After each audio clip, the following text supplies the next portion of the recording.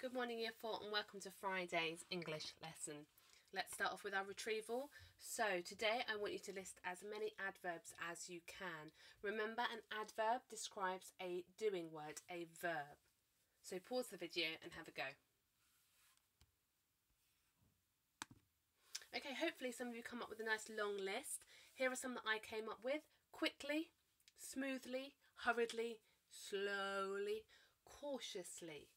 So if you struggled with that, now see if you can come up with a few of your own. It helps to stick a verb in your head. So I ran quickly, I ran smoothly, I ran hurriedly, I ran slowly, and I ran cautiously.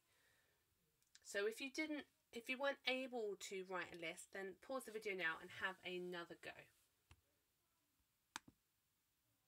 Today is quite fun. You're going to try and perform your poem because your audience, your teachers, want to hear you. So today you might need the help of a family member in order to record your poem today. It could be a recording on a phone.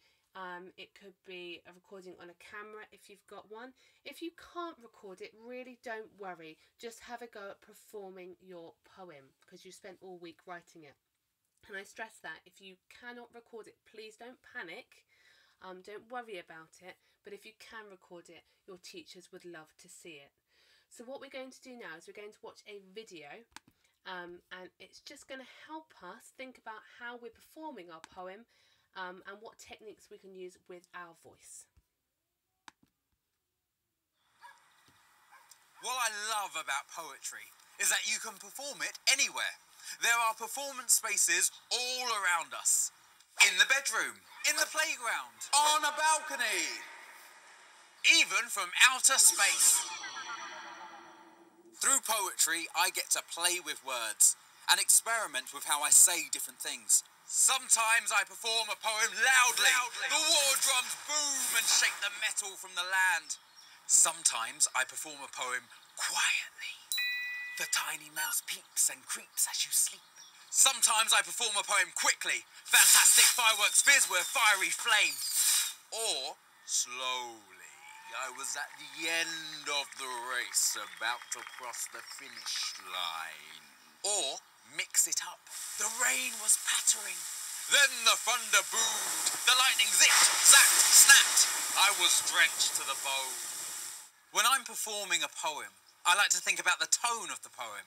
Is it a happy poem or a sad poem? Is it an angry poem or a confused poem? Thinking about emotions in this way can help make the meaning of the poem more easily understood by making the tone clear. The grey clouds wept, a bucket of rain down on me on the stone grey streets. Sometimes a poem is written in the actual voice of a character. And if so, I will think about what that character might sound like. I am the troll that lives under the bridge. I eat all manner of things. I once ate a fridge. As well as using your voice, you can also use your body when performing poems. You can perform a poem sitting. My granddad's chair was a big, leather, dusty thing where coins hid down the cushions. Or even laying down. Gazing up at the winter sky, I saw the snowflake form. You can also use actions. Your body can help bring a poem to life. Instead of just hearing the words, a body can help an audience see the world that the words create.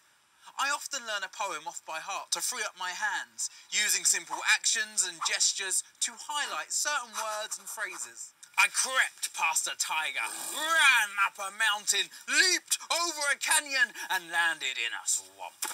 It's always lovely to notice the positive in a performance, to focus on what you noticed, what stood out, what made you smile and what you remember. Sometimes when I perform a poem, I run out of things to say about the poem. I find it helpful to keep a list of words nearby. Words like interesting, dynamic, exciting, thrilling, emotional, hard-hitting. Growing up, I used to love putting on a show.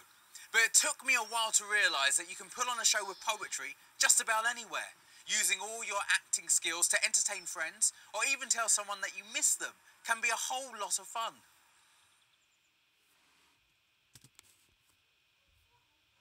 Okay, so hopefully that's given you a few ideas on how to perform your poem, and maybe find somewhere in the house.